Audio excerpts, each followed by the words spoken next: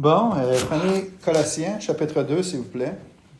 À partir du verset 1, il dit « Je veux en effet que vous sachiez combien est grand le combat que je soutiens pour vous, et pour ceux qui sont à Laodicée, et pour tous ceux qui n'ont pas vu mon visage en la chair, afin qu'ils aient le cœur rempli de consolation, qu'ils soient unis dans la charité et enrichis d'une pleine intelligence pour connaître le mystère de Dieu, savoir Christ, mystère dans lequel sont cachés tous les trésors de la sagesse et de la science.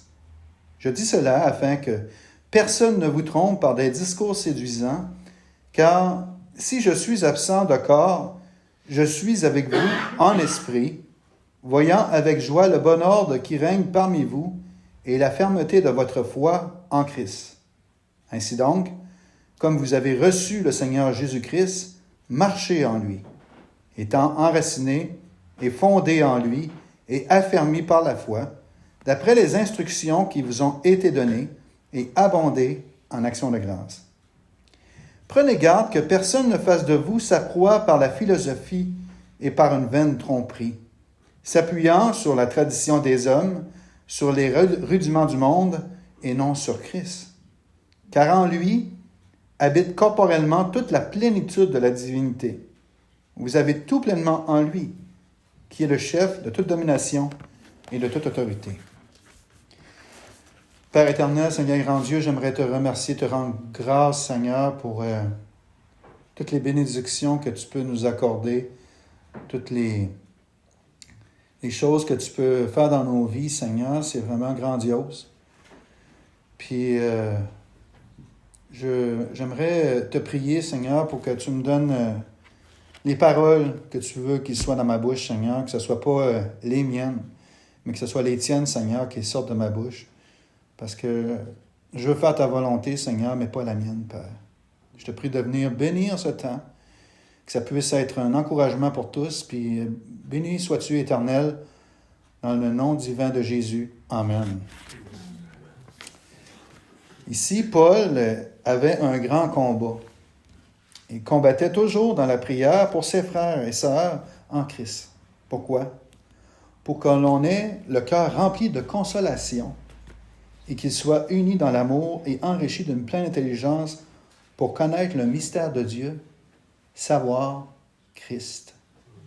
Puis si on regarde un petit peu avant, au verset 27 du chapitre 1, il dit « Christ en vous, l'espérance de la gloire », juste à la fin du verset. Le Seigneur Jésus, et le verset 3 nous dit « Mystère dans lequel sont cachés tous les trésors de la sagesse de la science ». Donc, tous les trésors, c'est tout ce qui est en lui. Jésus. Vous vous rappelez Dominique, il y a quelques semaines, quand il était venu, il disait, qui est c'est qui la vie? C'est Jésus. Tout est à propos de Jésus, puis c'est tout en lui. C'est ça qui est fantastique dans ça, puis c'est ça que je jasais avec frère Josiah tantôt, que unis en Christ, c'est encore en lui.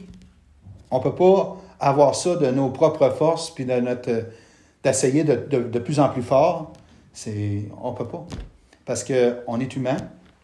Puis il y a toujours des questions d'opinion ou des choses qui viennent titiller l'autre. Puis souvent de temps, ça va créer la division. Fait que c'est qui unit vraiment? C'est Christ. Parce qu'il a dit, comme je l'ai dit un matin, je suis, il dit je suis, il dit je suis votre union. C'est moi qui vous unis. Donc, tous les trésors, tout ce qui est en lui, Jésus, comme la consolation, car il est le Dieu de toute consolation, comme il est écrit dans 2 Corinthiens.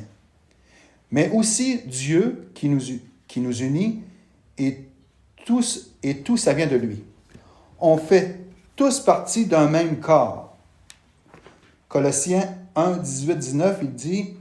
Il est la tête du corps de l'Église. Il est le commencement, le premier-né d'entre les morts, afin d'être en tout le premier. Car Dieu a voulu que toute plénitude habitât en lui. Colossiens 2, 19,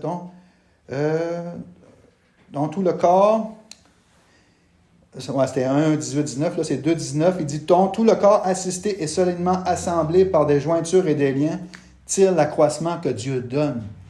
Fait que c'est l'union, là, ça vient vraiment tout de lui. Fait que faut vraiment, comme je disais un matin, garder les yeux centrés sur Christ, sur Jésus, qui est le rémunérateur, notre rémunérateur, pour qu'on puisse rester unis en lui. Paul, dans Colossiens, nous révèle qui est Christ et l'unité est Christ en nous. C'est vraiment fantastique quand on observe tout ça en profondeur. Christ au lieu de nous-mêmes. C'est là que l'on voit des choses merveilleuses. Parce que si on regarde à soi, c'est l'échec total. Parce que dans le temps, tu sais, avant, j'essayais de faire les choses de mes propres forces, ben, je me rivais le nez à chaque fois. Mais quand c'est Christ qui agit, c'est fantastique, là, c'est merveilleux là. Et en tant qu'enfant de Dieu, on doit premièrement chercher l'unité et non l'uniformité.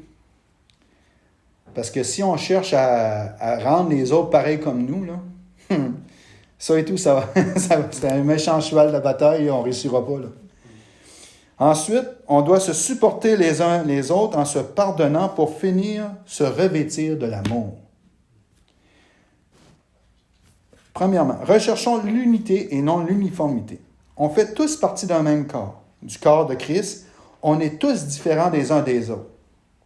Puis Christ, c'est la tête du corps, comme qui est écrit dans Colossiens au chapitre 1. Il dit, on fait tous partie d'un même corps, c'est ça. Mais on a besoin des uns des autres pour que le corps fonctionne. S'il nous manque, dans notre corps, s'il nous manque un bras, une jambe, on va avoir plus de difficultés à faire les choses. Comme qu'il disait notre frère tantôt, il dit on était pas mal tout seul dans les débuts et on fallait tout faire de nous autres mêmes. Il fallait tout faire pendant que le pasteur était parti. Puis là, vu qu'on est plus, ben on peut plus s'entraider les uns les autres. C'est ça que ça sert un corps. Ça sert à être là les uns pour les autres. On est tous différents aussi. Et on n'est pas tous rendus au même stade. Et pour ça, c'est pour ça qu'on doit user de patience les uns envers les autres. Colossiens 3, 12, qui dit « Ainsi donc, comme des élus de Dieu saints et bien-aimés, revêtez-vous d'entrailles de miséricorde, de bonté, d'humilité, de douceur, de patience. » Puis pour ça, il faut se revêtir Christ. Il faut avoir les yeux fixés sur le Seigneur pour réussir à faire ça. Puis comme il a dit aussi, pasteur Simon Ouellette, qui est à l'église de Charlebourg, il dit, l'Église, c'est comme une grande toile, okay? Avec des couleurs différentes. Puis ils ont tous des traits différents. Okay? Mais tous ensemble, c'est ce qui fait beau. La diversité dans le corps, c'est ce qui rend le corps magnifique. Pourquoi? Bien, à cause de Christ. À cause de l'œuvre qu'il fait en chacun de nous. C'est ça qui rend le corps magnifique. C'est Christ en nous. Comment Christ utilise chacun des membres? Peut-être qu'il y a quelqu'un ici qui tape sur les nerfs de quelqu'un d'autre. Il y a quelqu'un qui me tape sur les nerfs des fois aussi. Là, on est tous pareils. Puis moi, je tape sur les nerfs de quelqu'un d'autre. Mais on fait tous partie d'un même corps. Puis on doit regarder les yeux centrés sur Christ, puis se coller à cette personne-là, puis dire « Hey, je vais essayer de regarder voir ce que Christ fait en cette personne-là. » Pas à regarder à comment est cette personne-là. Pas à regarder à son ancienne vie. Pas à regarder à cette personne-là elle-même. Non. Regardez à Christ. Regardez à ce qu'il fait en cette personne-là. Puis c'est ça qui rend la toile magnifique. Romains 12, on va prendre Romains au chapitre 12, s'il vous plaît.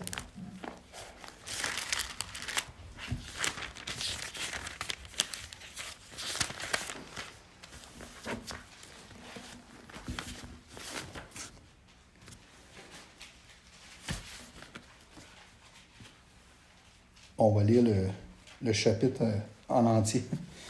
Il dit, « Je vous exhorte donc, frères, par les compassions de Dieu, à offrir vos corps comme un sacrifice vivant, saint, agréable à Dieu, ce qui sera de votre culte, de votre part un culte raisonnable. Ne vous conformez pas au siècle présent, mais soyez transformés par le renouvellement de l'intelligence, afin que vous discerniez quelle est la volonté de Dieu, ce qui est bon, agréable et parfait. » Ne pas se conformer au monde aussi là-dedans. Là. C'est pas juste essayer d'imiter le monde, mais aussi de ne pas regarder là. Tu sais, quand on regarde à Christ, là, on n'a pas d'inquiétude. On ne souffre pas de dépression, on ne fait pas de crise d'anxiété. Et si on regarde au monde, c'est ça qui risque d'arriver. Parce que la majorité du monde aussi, ben c'est ce qui arrive aussi dans cette société. Là. Il y en a beaucoup qui vont jusqu'au suicide. C'est ça qui est triste là-dedans. Verset 3. « Par la grâce qui m'a été donnée, je dis à chacun de vous de n'avoir pas de lui-même une trop haute opinion, mais de revêtir des sentiments modestes, selon la mesure de foi que Dieu a départie à chacun. Car, comme nous avons plusieurs membres dans un seul corps, et que tous les membres n'ont pas la même fonction, parce que l'oreille, elle ne peut pas marcher. Là, tu sais. L'oreille entend, le pied marche, mais tu sais, on a toutes des fonctions différentes. Puis on a tous des dons différents aussi. Puis c'est ça qui fait fonctionner le corps. Ainsi, nous qui sommes plusieurs, nous formons un seul corps en Christ. Et nous sommes tous membres les uns des autres. On a besoin des uns des autres. Si un membre souffre, le corps aussi souffre au complet. Puisque nous avons des dons différents, selon la grâce qui nous a été accordée, que celui qui a le don de prophétie l'exerce selon l'analogie de la foi. Que celui qui est appelé au ministère s'attache à son ministère, que celui qui enseigne s'attache à son enseignement, et celui qui l'exhorte à l'exhortation, que celui qui donne le fasse avec libéralité, que celui qui préside le fasse avec zèle, que celui qui pratique la miséricorde le fasse avec joie. Que la charité soit sans hypocrisie. Ayez le mal en horreur, attachez-vous fortement au bien. Quand on était plus dans le parti légaliste aussi, là, on ne s'en rendait pas compte, mais souvent on agissait par hypocrisie. Pas que les gens nous remarquent, si on est correct. Fait que, c'est ça. Fait que, par amour fraternel, soyez pleins d'affection les uns pour les autres, par honneur, usez de prévenance réciproque. Ayez du zèle et non de la paresse. Soyez fervents d'esprit. Servez le Seigneur. Réjouissez-vous en espérance. Soyez patients dans l'affliction. Persévérez dans la prière. Puis ça, vraiment, là, la prière, là, ça montre notre dépendance à Dieu. Puis c'est là où c'est quand une Église prie que Dieu unit. C'est vraiment important. Bénissez ceux qui vous persécutent. Bénissez et ne maudissez pas. Réjouissez-vous avec ceux qui se réjouissent. Pleurez avec ceux qui pleurent. Ayez les mêmes sentiments les uns envers les autres. N'aspirez pas à ce qui est élevé, mais laissez-vous attirer par ce qui est humble. Ne soyez point sages à vos propres yeux. Ne rendez à personne le mal pour le mal. Recherchez ce qui est bien devant les hommes. S'il est possible, au-delà que cela dépende de vous, soyez en paix avec tous les hommes. Ne vous vengez pas vous-même, bien-aimés, mais laissez agir la colère, car il est écrit « À moi la vengeance, à moi la rétribution ». Fait que, c'est ça. J'étais rendu où dans mon texte, moi? Bon, puis 1 Corinthiens 1,10 dit aussi « Je vous exhorte, frères, par le nom de notre Seigneur Jésus-Christ, à tenir tous un même langage, et à ne point avoir de division parmi vous, mais à être parfaitement unis dans un même esprit et dans un même sentiment. » On doit être parfaitement unis ensemble, mais ça, c'est Christ encore qui le fait, ça. Il faut vraiment que l'Église soit centrée sur lui pour que l'Église puisse demeurer attachée. Pareil comme qu'il dit dans Colossiens 3, 19, il dit « dont tout le corps assisté et solidement assemblé par des jointures et des liens, tire l'accroissement que Dieu donne. Il faut vraiment être attachés ensemble puis serrés. C'est-à-dire, c'est Dieu qui fait ça. Colossiens 3:13, il dit supportez-vous les uns les autres, et si l'un a sujet de se plaindre de l'autre, pardonnez-vous réciproquement, de même que Christ vous a pardonné, pardonnez-vous aussi. Parce que sans Christ, comme Paul, on doit se supporter les uns les autres. Galates, il dit portez les charges les uns des autres, portez les fardeaux les uns des autres, et vous accomplirez ainsi la loi de Christ. Si quelqu'un pense être quelque chose, quoi qu'il ne soit rien, il s'abuse lui-même. Parce que sans Christ, on n'est rien. On ne doit pas se plaindre de l'autre, mais on doit rechercher Christ premièrement pour voir ce que Dieu va faire dans cette situation. Ce que Dieu va faire aussi en nous puis dans cette personne. On ne doit pas regarder à nous-mêmes ou à l'autre, mais à Christ. Car la prière joue un rôle crucial dans le corps de Christ. Et si un frère ou une sœur nous a blessés, on doit chercher le pardon. On doit regarder à Christ. Puis, il dit, on doit chercher le pardon pour être réconcilié avec cette personne. Pourquoi? À cause de Christ. C'est Christ qui est la cause de ça. Colossiens 1:20-23 nous dit, il a voulu par lui réconcilier tout avec lui-même, tant ce qui est sur la terre que ce qui est dans les cieux, en faisant la paix par lui, par le sang de sa croix. Et vous qui étiez autrefois étrangers et ennemis par vos pensées et par vos mauvaises œuvres, il vous a maintenant réconciliés par sa mort dans le corps de sa chair, pour vous faire pareil devant lui, saint, irrépréhensible et sans reproche. Il a voulu nous réconcilier avec le Père. Puis ça, c'était son désir. Vraiment, un grand désir. Ça devrait être notre désir aussi, à cause de Christ. De chercher la réconciliation. Quand on a un problème avec un frère ou une sœur, de pardonner ou de demander pardon tout simplement pour qu'on puisse se faire pardonner aussi. C'est ça qui unit aussi, l'humilité. Si on a de l'humilité les uns envers les autres, Dieu va venir. Ça n'aura pas le choix. Là. Christ est la mesure de pardon. À cause que Christ nous a pardonné, on doit se pardonner les uns les autres. Comme quand on voit l'amour que Dieu a pour nous, on ne peut pas refuser le pardon pour les autres. Mais encore, ce n'est pas nous, mais Christ en nous. L'espérance de la gloire qui nous fait agir comme ça. La prière, en même temps, nous permet de rester près de lui, et ce qui nous garde les yeux sur lui et non sur les autres. Colossiens, chapitre 3, versets 14 à 17, nous dit « Mais par-dessus toutes ces choses, revêtez-vous de la charité, qui est le lien de la perfection, et que la paix de Christ, à laquelle vous avez été appelés pour former un seul corps, règne dans vos cœurs. Et soyez reconnaissants que la parole de Christ habite parmi vous abondamment. Instruisez-vous et exhortez-vous les uns les autres en toute sagesse, par des psaumes, par des hymnes, par des cantiques spirituels, chantant à Dieu dans vos cœurs sous l'inspiration de la grâce. Et quoi que vous fassiez, en parole ou en œuvre, faites tout au nom du Seigneur Jésus, en rendant par lui des actions de grâce à Dieu le Père. En faisant tout ça, ce que l'on vient de lire, nous gardons le focus sur lui.